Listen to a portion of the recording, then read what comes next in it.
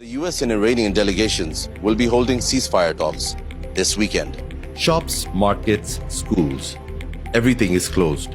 Heavy security forces and checkpoints everywhere.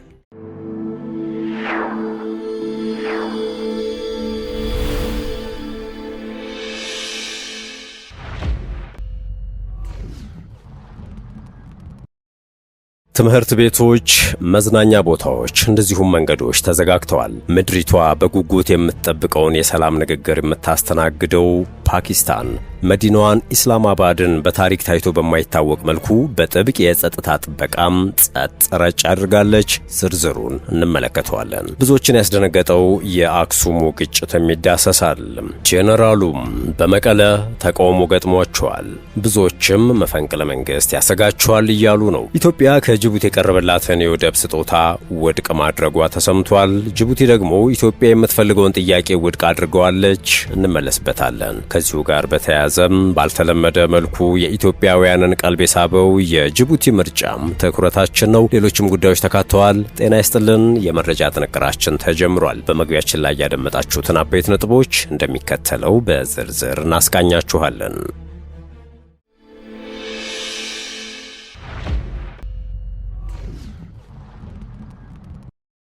ወደ ቀዳሚ ጉዳያችን አመራን። ኢትዮጵያ ከጅቡቲ የቀረበላትን የወደብ ስጦታ ውድቅ ማድረጓ ተሰምቷል። ጅቡቲ ደግሞ ኢትዮጵያ የምትፈልገውን ጥያቄ ውድቅ አድርገዋለች።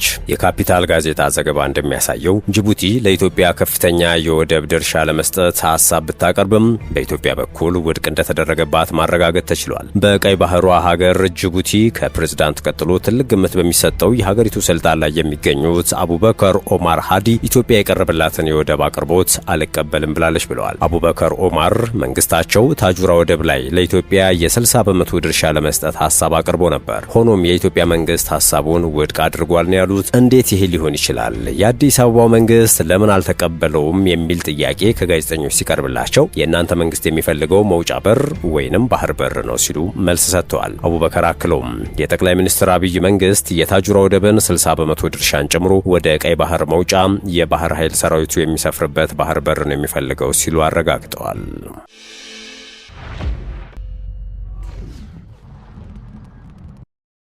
ጄኔራሉ በመቀለ ተቃውሞ ገጥሟቸዋል።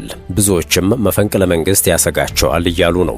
ጠቅላይ ሚኒስትር አብይ አህመድ የትግራይ ክልል ጊዜያዊ አስተዳደር ፕሬዝዳንት ታደሰ ወረደን የስልጣን ዘመን ያራዘሙት ከፕሪቶሪያው ስምምነት በኋላ በወጣው ህግ መሰረት በመሆኑ ህጋዊነት አለው ብሏል ጽህፈት ቤታቸው።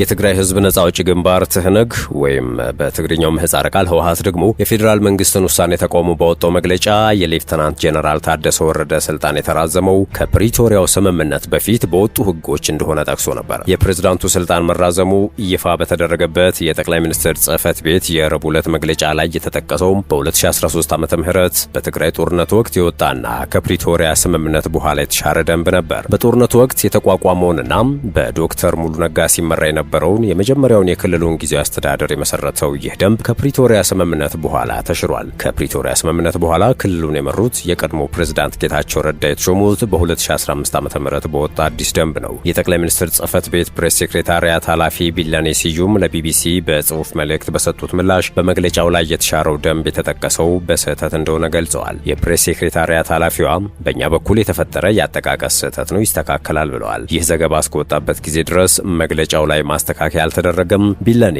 የጊዜያዊ አስተዳደሩ ፕሬዝዳንት ስልጣን በአንድ ዓመት የተራዘመው በ2015 በወጣውና ባለፈው ዓመት በተሾሙበት ደንብ መሰረት እንደሆነ በምላሻቸው አብራርተዋል።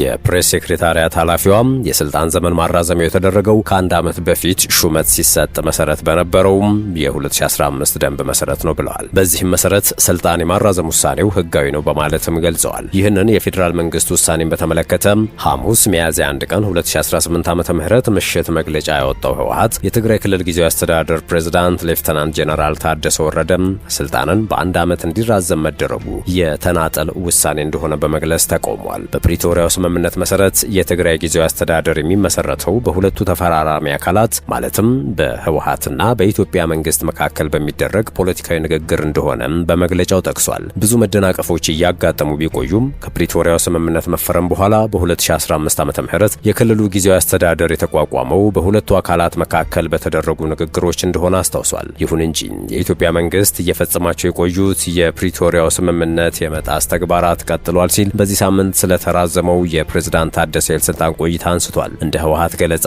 የፌዴራል መንግስት የጊዜያዊ አስተዳደሩን ቆይታ በ1 ዓመት ያራዘመው ከፕሪቶሪያ ስምምነት በፊት የነበሩ ህጎችን መሰረት በማድረግ እንዲሁም የዘላቂ ተኩስ አቁም ስምምነቱን ሙሉ በሙሉ በመጣስ ነው። ጠቅላይ ሚኒስትር አብይ የሌተናንት ጀነራል ታደሰ ወረደን ስልጣናቸውን ማራዘማቸው ይፋ በተደረገበት የጽህፈት ቤታቸው መግለጫ ላይ የተጠቀሰው የትግራይ ጦርነት ከተጀመረ በኋላ በ2013 ዓ.ም የወጣው የሚኒስትሮች ምክር ቤት ደንብ ነው። ከጦርነቱ መጀመር በኋላ የተመሰረተውና በዶክተር ሙሉ ነጋ ሲመራ የነበረውን የመጀመሪያ ጊዜያዊ አስተዳደር ለማቋቋም የወጣው ደንብ ከፕሪቶሪያ ስምምነት በኋላ ተሽሯል። የጠቅላይ ሚኒስትር ጽህፈት ቤት ፕሬስ ሴክሬታሪያት ኃላፊዋ ለቢቢሲ በሰጡት ምላሽ የአጠቃቀስ ስህተት እንደሆነ ነው የጠቀሱት።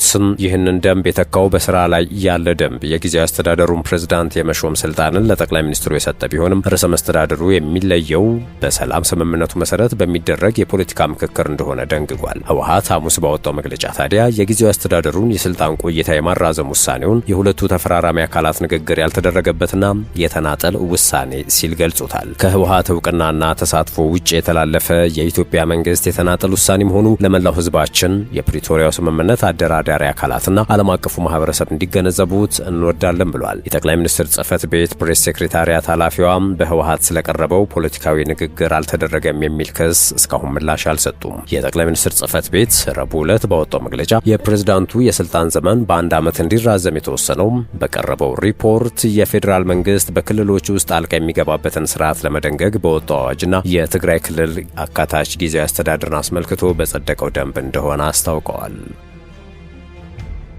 የመረጃ ጥንቅራችን እንደቀጠለ ነው። የኢትዮጵያ ብር በጥንካሬው በአፍሪካ ባለፈው የአውሮፓውያን ዓመት በዝቅተኛ ደረጃ ላይ የሚገኝ ገንዘብ እንደነበረ ዓለም ባንክ አስታውቋል። ባንኩ ሰሞኑን ባወጣው የአፍሪካ ኢኮኖሚያዊ ሁኔታ ሪፖርት የኢትዮጵያ ብር ጥንካሬ ከቀደመው ዓመት ጋር ሲነጻጸር ባለፈው ዓመት በ18 በመቶ በመቀነስ በአፍሪካ የመጨረሻው ደረጃ ላይ እንደነበረ ገልጿል። የደቡብ ሱዳኑ ፓውንድ ደግሞ በጥንካሬ በ15 በመቶ በመቀነስ ከኢትዮጵያ ብር ቀጥሎ መቀመጡን ባንኩ አስታውቋል። የኢትዮጵያው ብር ጥንካሬው የቀነሰው በመደበኛውና በትይዩ ገበያው መካከል ያለው ልዩነት በመስፋቱ እንደሆነ ባንኩ የጠቀሰ ሲሆን የደቡብ ሱዳኑ ፓውንድ ደግሞ ሀገሪቱ ለውጭ ገበያ የምታቀርበው ነዳጅ በመስተጓጎሉ ሳቢያ እንደሆነ የባንኩ መረጃ አመላክቷል። ብዙዎችን ያስደነገጠው የአክሱሙ ግጭት። በአክሱም ከተማ ለጁማ ሰላት በተሰበሰቡ ሙስሊም ምዕመናን ላይ ጥቃት መፈጸሙን ምንጮች ዘግበዋል። ጥቃቱ የተፈጸመው ምዕመናን ተከራይተው በሚጠቀሙበት እንደ አቡዋ ተብሎ በሚጠራው መስገጃ ስፍራ ላይ ነው። የውጥረቱ መነሻው ለሰላት አገልግሎት የሚውሉ ሸራዎችና የድምፅ ማጉያዎች በጸጥታ ኃይሎች በመነጠቁ ነው ተብሏል። ይህ ድርጊት የተፈጸመው ደግሞ በከተማው የጸጥታ ኃላፊ እንደሆነ ተጠቅሷል። ጥቃት አድራሾቹ ወደ መስገጃ ስፍራው በጫማ ዘልቆ በመግባት በውስጡ የነበሩ ቅዱስ ቁርአኖች ቀደዋል። እንዲሁም ኢማሞችንና ምዕመናንን በዱላና በድንጋይ ደብድበዋል ተብሏል። በጥቃቱ ምክንያት ቢያንስ 8 ሰዎች ቆስለው የሕክምና ክትትል እየተደረገላቸው ይገኛል። በከተማዋ ቤት ለቤት በተደረገ አሰሳ በርካታ ሰዎች ለእስር መዳረጋቸውን የተለያዩ ሚዲያዎች ዘግበዋል። የተለያዩ የማህበራዊ ሚዲያ ጸሐፊዎች የግጭቱ መነሻ የድምፅ ጩኸት ቀንሱ የሚልና አንቀንስም የሚል እንደሆነ ጽፈዋል። የእስልምና እምነት ተከታዮች የሚሰግዱበት ቦታ የአክሱም ጽዮን ቤተክርስቲያን ያለበት አካባቢ ነው።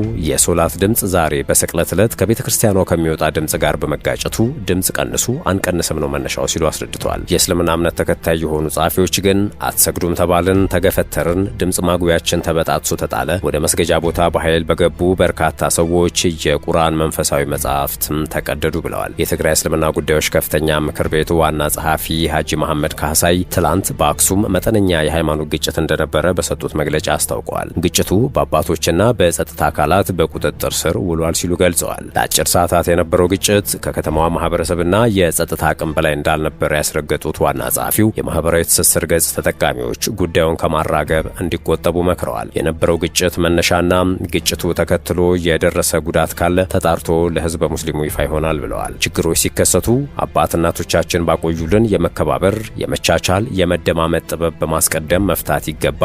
ይህ ነው ለሀገርና ህዝብ የሚበጀው ሲሉ ገልጸዋል። ወደ ውጭ ጉዳዮች ደግሞ እናምራ። ባልተለመደ መልኩ የኢትዮጵያውያንን ቀልብ የሳበው የጅቡቲ ምርጫ። ለተጨማሪ 6 ዓመታት ንግስና የተዘጋጁት አዛውንቱ ፕሬዝዳንት በጅቡቲ እየተካሄደ ያለው ፕሬዝዳንታዊ ምርጫ በሰላማዊ ሁኔታ በመካሄድ ላይ እንደሚገኝ ተሰምቷል። እንደ መገናኛ ብዙሃን ዘገባዎች የምርጫ ሂደቱን ከሚከተሉት ድርጅቶች የተውጣጡ 67 ዓለም አቀፍ ታዛቢዎች እየተከታተሉት ይገኛሉ። ከአፍሪካ ህብረት፣ ከምስራቅ አፍሪካ የልማት በይነ መንግስታት ባለስልጣን ኢጋድ፣ ከአረብ ሀገራት ሊግና ከእስላማዊ ትብብር ድርጅት የተውጣጡ 67 ዓለም አቀፍ ታዛቢዎች ነው እየተከታተሉ ይገኛሉ የተባለው። የሀገሪቱ የምርጫ ኮሚሽን ለመገናኛ ብዙሃን እንደገለጸው የመጀመሪያ ደረጃ የምርጫ ውጤቶች ዛሬ ምሽት ወይም ነገ ጠዋት ይፋ ይሆናሉ ተብሎ ይጠበቃል።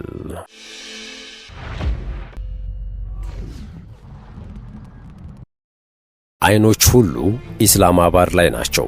ትምህርት ቤቶች፣ መዝናኛ ቦታዎች እንደዚሁም መንገዶች ተዘጋግተዋል። ምድሪቷ በጉጉት የምትጠብቀውን የሰላም ንግግር የምታስተናግደው ፓኪስታን መዲናዋን ኢስላማባድን በታሪክ ታይቶ በማይታወቅ መልኩ በጥብቅ የጸጥታ ጥበቃም ጸጥ ረጭ አድርጋታለች። ድርድሩ የሚካሄደው የዲፕሎማቲክ ማዕከል በሆነው በመሃል ኢስላማባድ ልዩ ቀጠና ነው። እዚህ ቀይ ቀጠና ውስጥ ሴረና ሆቴል የዓለም ጉሮሮ የተያዘበት የ21ኛው ክፍለ ዘመን ውስብስብ ጦርነት መፍትሄ ያገኝ ዘንድ እየተመከረ ነው። በዚህ ቀዩ ቀጠና ከተደራዳሪዎቹ የአሜሪካና ኢራን ልዑካን፣ ከአደራዳሪና ታዛቢዎች እንደዚሁም ከሚዲያና ጥበቃ ኃይሎች ውጪ ዝር የሚል የለም። ዶችቬለም፣ አልጀዚራም ቢቢሲም በቦታው ተገኝተው ይህንን መሰል ጥብቅ የጸጥታ ፕሮቶኮል የሚታይበት የድርድር ድባብ ብዙም አይታይም ሲሉ ዘግበዋል። ምክንያቱ ደግሞ ፓኪስታን ድርድሩ እየተካሄደ በሚገኝበት በዚህ ወቅት የሰዎች እንቅስቃሴን ለመገደብ የ2 ቀናት ህዝባዊ እረፍት በማወጇ ነው። ይባስ ብሎም ድርድሩ ምንም ፍንጭ የማይታይበት ምስጢራዊ ነው። ኢራን ባለ 10 ነጥብ የድርድር ሰነድ ስታቀርብ፣ አሜሪካ ደግሞ ባለ 15 ነጥብ የሰላም እቅድ በምክትል ፕሬዝዳንቷ ጄዲ ቫንስ አሲዛ ልካለች። ዋናው የድርድር ነጥብ አሜሪካም በሆርሙዝ በኩል ሙሉ በሙሉ ነጻ ይሁን ስትል፣ ኢራን ደግሞ እስራኤል የምትደበድበው ሊባኖስ በዚህ የተኩስ አቁም አካል ካልሆነች ሆርሙዝ የድርድር ጠረጴዛው ላይ አይቀመጥም ብላለች። በፓኪስታን አስተናጋጅነት በሚካሄደውና የዓለም ህዝብ የሚጠብቀው የሰላም ንግግር ላይ ለመሳተፍ ከፍተኛ የኢራን ባለስልጣናት ልዑካን ቡድንም ኢስላማባድ ገብቷል። ይህ ድርድር በአሜሪካ እስራኤልና በኢራን መካከል ያለውን ጦርነትን ለማስቆም ያለመ ሲሆን የአሜሪካ ልዑካንም ለዚህ ድርድር አስቀድመው ጉዞ ጀምረዋል። በኢራን በኩል መሐመድ ባቄር ቃሊባፍ የኢራን ፓርላማ አፈ ጉባኤ፣ አባስ አራክቺ የኢራን የውጭ ጉዳይ ሚኒስትር፣ አሊ አክባር አህመዲያን የከፍተኛ ብሔራዊ መከላከያ ምክር ቤት ጸሐፊ፣ አብዶል ናስር ሄማቲ የኢራን ማዕከላዊ ባንክ ገዢ፣ መሐመድ ባቄር ዞልቃድር የቀድሞ የኢራን አብዮታዊ ዘብ አዛዥ ይሳተፋሉ ተብሏል። ከነዚህም በተጨማሪ በርካታ የኢራን ፓርላማ አባላት ልዑካን ቡድኑን ተቀላቅለዋል። በፓኪስታን ኢስላማባድ የሰላም ንግግሩ እንዲካሄድ ሽር ጉዱ ቢቀጥልም አሜሪካ ጠንካራ ወታደራዊ ማስጠንቀቂያዎችን እየሰጠች ነው። እንደ ዎል ስትሪት ጆርናል ዘገባ ከሆነ የአሜሪካ ጦር ለሚኖሩ ወታደራዊ ክንውኖች በሚል በሺዎች የሚቆጠሩ የባህር ኃይል አባላትን ወደ መካከለኛው ምስራቅ እያሰማራ ነው። ፕሬዝዳንት ዶናልድ ትራምፕ ደግሞ የሰላም ንግግሩ ስኬታማ ካልሆነ የአሜሪካ የጦር መርከቦች በድጋሚ በኢራን ላይ ጥቃት ለመሰንዘር በተሻለ ትጥቅ እየተዘጋጁ መሆኑን እንደገለጹ ኒውዮርክ ፖስት ዘግቧል። አሁን በአንድ በኩል ዲፕሎማሲያዊ ጥረቶች ሲደረጉ፣ በሌላ በኩል ደግሞ ከፍተኛ ወታደራዊ ውጥረት ነግሷል። ፕሬዝዳንት ትራምፕ ኢራን በእጇ የቀራት ምንም አይነት ካርድ የለም፣ በአሁኑ ሰዓት በህይወት ያሉበት ብቸኛው ምክንያት ለድርድር ብቻ ነው ብለዋል። በአሜሪካና በኢራን መካከል ያለው ውጥረት እጅግ አደገኛ ደረጃ ላይ መድረሱን የሚያመላክት መግለጫ ነው የወጣውም።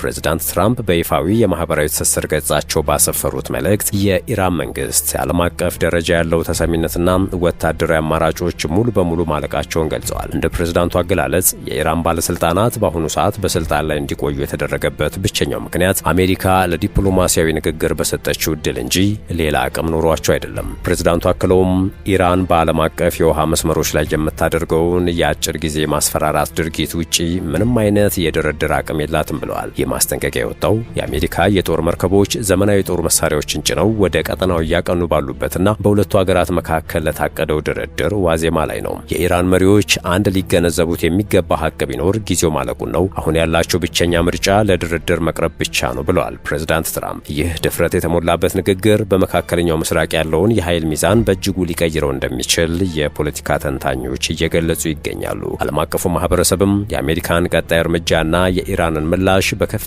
ጥንቃቄ እየተከታተለ ይገኛል።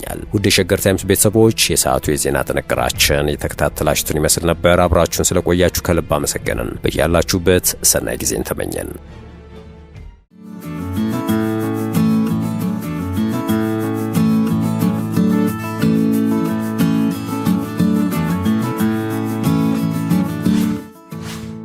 ሸገር ታይምስ ሚዲያን ሰብስክራይብ በማድረግና ደወሉን በመጫን ይከተሉን።